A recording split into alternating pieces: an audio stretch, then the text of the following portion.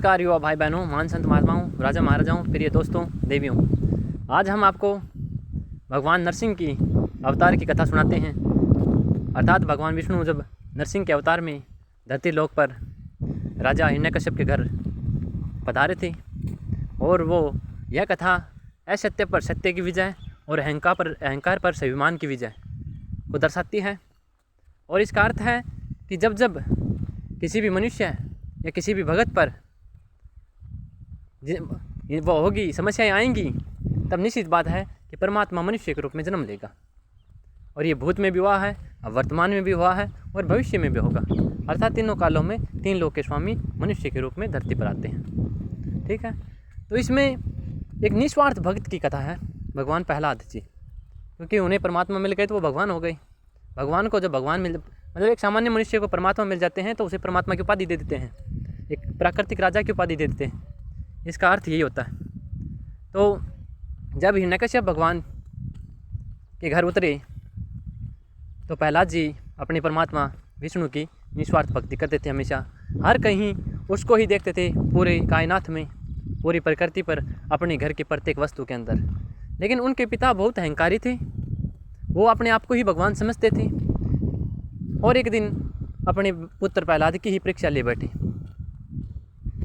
तो प्रहलाद की परीक्षा ले रहे थे तो उन्होंने उनके घर के अंदर एक पिलर खड़ा हुआ था, जिसे गोल अपना पिलर होता है, तो उन्होंने उसको गर्म करवा दिया और फिर गर्म करवा करके उस पर प्रहलाद को बांधने के लिए योजना बनाई उस मंत्रियों के साथ। तो अहंकारी होने के कारण उन्होंने कहा प्रहलाद को कि क्या तुम्हारे भगवान इस पिलर में भी हैं?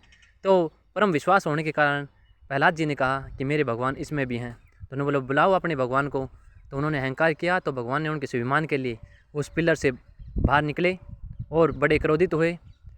सिंह का रूप धारण, आधे मनुष्य और आधा पशु का रूप धारण कर घोर क्रोध में उन्होंने भगवान ब्रह्मा से प्राप्त हिरण्यकश्यप को वरदान था कि वो ना बाहर मरेंगे, ना भीतर, ना रात को ना दिन को, ना अंदर ना बाहर, ना ऊपर ना नीचे। तो उन्होंने भगवान विष्णु ने नरसिंह अवतार के रूप में उनको अपने पैर के घोड़े के ऊपर रखकर मोक्ष दिया और मोक्ष के रूप में उन्हें 11वां भोगग्रह इंद्रलोक प्रदान किया और जो अपना प्रहलाद था, जो निस्वार्थ भक्त था, उसे 19वां भोगग्रह दान में दिया।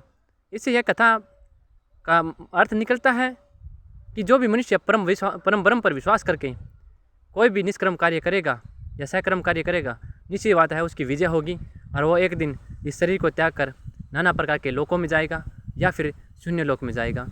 तो हमें परम परमात्मा पर विश्वास करके उसकी माया को आवश्यकता अनुसार प्रयोग करना चाहिए और निस्वार्थ भाव से दान के 3 भाग कर दान करना चाहिए, एक अपने आज के लिए, एक कल के लिए और एक निस्वार्थ दूसरों की सहायता के लिए। तो हमें परमात्मा हम पर महादया करेंगे और सभी मनुष्यों पर दया करेंगे। इसी के लिए हम अपनी कथा को विराम देते हैं। धन्यवाद। प्रकृति माता की जय हो, सर्व महाप्रभु की जय।